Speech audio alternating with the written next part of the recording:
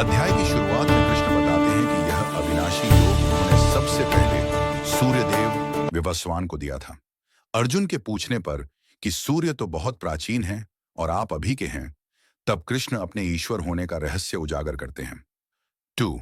भगवान के अवतार का कारण यही श्री कृष्ण अपना प्रसिद्ध सिद्धांत बताते हैं कि वे पृथ्वी पर कब और क्यों आते हैं। यदा यदा ही धर्मस्य ग्लानिर्भवति भारत अभ्युत्थानम धर्मस्य तदात्मानं सृजाम्यहम्। अर्थ, जब जब धर्म की हानि होती है और अधर्म बढ़ता है, तब तब मैं अवतार लेता हूं। उद्देश्य, सज्जनों की रक्षा, दुष्टों का विनाश और धर्म की स्थापना करना। 3.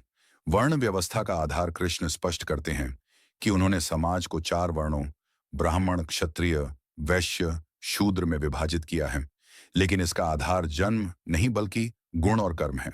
4. कर्म, अकर्म और विकर्म। भगवान गहराई से समझाते हैं कि कर्म क्या है।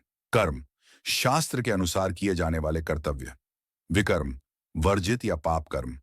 अकर्म, वह स्थिति जहां कर्म करते हुए भी मनुष्य उसके फल से नहीं बनता। फलासक्ति का त्याग। जो व्यक्ति कर्म में अकर्म देखता है और अकर्म में कर्म, वही वास्तव में बुद्धिमान है। 5. ज्ञान की महिमा।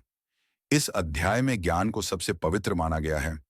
ज्ञान रूपी अग्नि, जैसे अग्नि ईंधन को जला देती है, वैसे ही ज्ञान की अग्नि सभी संचित पापों और कर्मों के बंधनों को भस्म कर देती है।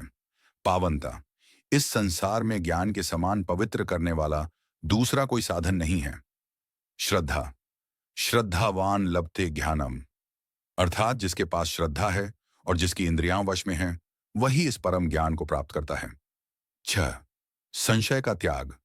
अध्याय के अंत में कृष्ण अर्जुन से कहते हैं कि अज्ञानता के कारण जो संशय, शक तुम्हारे मन में पैदा हुआ है, उसे ज्ञान की तलवार से काट डालो और युद्ध के लिए खड़े हो जाओ।